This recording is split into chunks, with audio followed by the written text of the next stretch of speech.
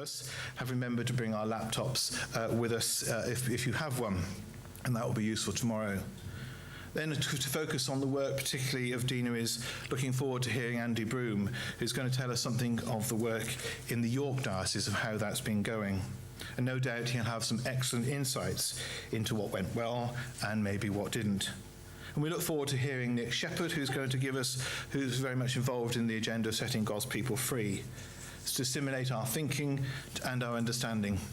And Bev Botting will be joining us briefly tomorrow also to take us into the world of statistics, but not for too long, I hasten to add. And to root all that we're going to do over the next few days in the world of prayer, we are delighted to welcome Bishop Alison White, who will be with us, or she's with us tonight. And Alison, lovely to have you here. And it will be a real treat for us tomorrow morning to be with her. And of course, a very, very warm welcome to Mark Tanner, who's here somewhere, sorry, at the back there, Bishop Mark, to whom I want to say a huge thank you. Mark has stood in at the last moment, as it were. Bishop Martin Seeley, as some of them you will have seen our early leaflets, he was going to be our conference bishop. Unfortunately, the Archbishop of Canterbury decided he needed to send him to Hong Kong. So strong words will be had with the Archbishop when we next get hold of him. But Bishop Mark, we are very, very grateful. He's the Suffragan Bishop of Berwick and kindly agreed to be with us this weekend. And perhaps we should say a note of thanks to Bishop Christine, who had to rearrange the episcopal diaries of both of them to free him up to be with us. So we are grateful to her and very much to you. Mark will be with us to listen, to challenge us in our thinking, paint the picture that he sees as we go through these next few days. And so probably it's time for me to be quiet. You don't want to hear any more from me. But that very warm welcome, and to a very special welcome to Bishop Adrian, who is going to begin our conference for us this evening, considering how Deaneries and social justice work. And Bishop Adrian, we're really pleased that you've come to be with us tonight. So I'll be quiet and say a very warm welcome to you, and please do a round of applause as we welcome you.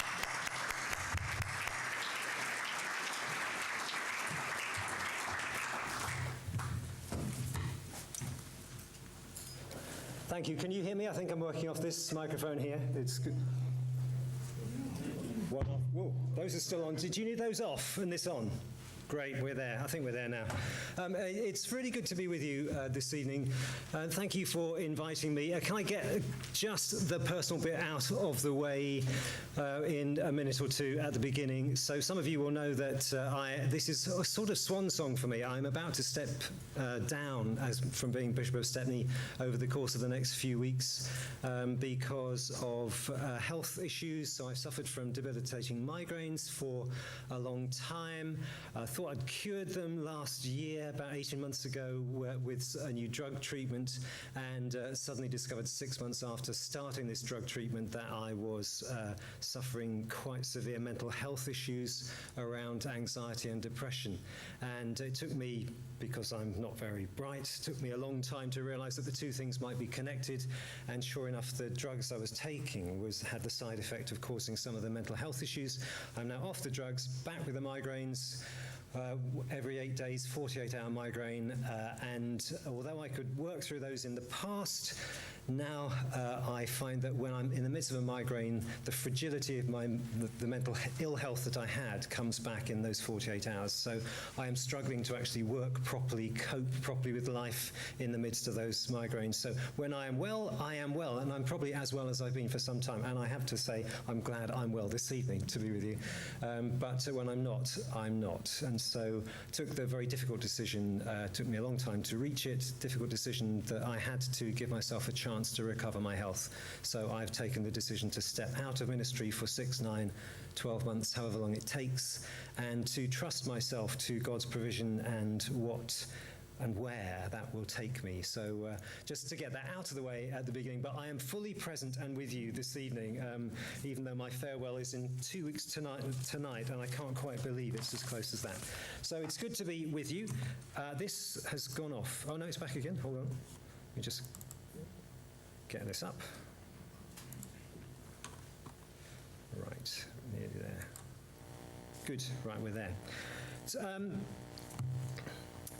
I was an Area Dean for a while when I was in Birmingham, and So I have some experience of thinking strategically about what a deanery is and how you can make the best use of it. My response to being an area dean in Birmingham was to try and persuade the diocese at the time to make it the smallest deanery in the whole of the Church of England, focused entirely on the city centre of Birmingham, and to completely restructure the deanery so that it became based around the sector. The sector basis of a major city centre rather than on geographic parish areas. And so I have some experience of thinking strategically about deaneries. In London, particularly in Stepney, we're extremely fortunate because the area of London I oversee, which is the 3 London boroughs of Tower Hamlets and Hackney and Islington, are pretty much coterminous with the deaneries. So our deaneries follow a very significantly helpful structure. They relate and align with their context. And I know that for some of you that is not the case. It's very difficult to see the rhyme or the reason for your deanery boundary and who you might relate to. One of the things that I quite offer, nothing to do with social justice, is I do think that deaneries need to think about how they can align themselves with the contextual structure around them that makes sense. So it's something I wanted to do in the middle of Birmingham, and it's something I've been fortunate enough to inherit in a place like Stepney. Let me start with a word of warning tonight. I'm going to get you to do most of the joining up work this evening. So I am going to talk, broadly speaking, about social justice and probably less about deaneries this evening. And I hope that as we go through, you will try and make the connections yourselves to what does this mean for the deanery that I am in? What are the things which we are currently doing, which we can celebrate and affirm and amplify and accelerate? And what are the things that we're not doing that we could think about doing for the future? There'll be 3 questions at the end. I think I'll ask you to discuss around your tables, how does this relate to your context and your situation? What are the things that you are currently doing, and what are the things that you might think about doing for the future? So have those questions in the back of your mind as I go through this. I want to begin by going back to 1997, and a part of my history. I had been rector of St Martin in the Bullring for a year in 1997. And I'd led a 6-month process of listening and reflecting and learning and praying to try and discern what the church was being called to do at the heart of the Bullring as it got redeveloped back in the late 90s. And the Bullring, which was about to be demolished and completely rebuilt as a brand shiny new shopping centre. What were we being called to do? And we had this long listening exercise, and I took myself away at the end of it to try and distill all that had been said and spoken and discussed and prayed through. And I'd written up a paper for the church under the title Fully Human, Fully Alive. And I was back in the process of meeting up with every single group in the life of St Martin's to run it past them and to get their feedback.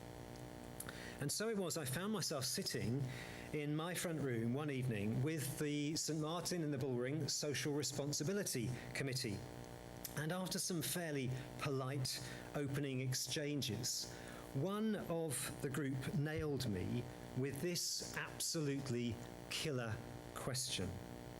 This plan, this strategy, is it about saving the church or saving the world?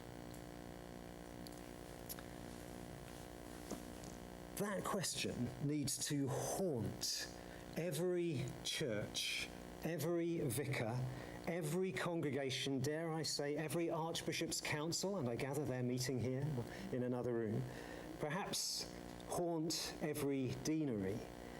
Is this about saving the church or about saving the world? It is one of the best and most important questions that anyone can ask of what we are trying to do in the life of our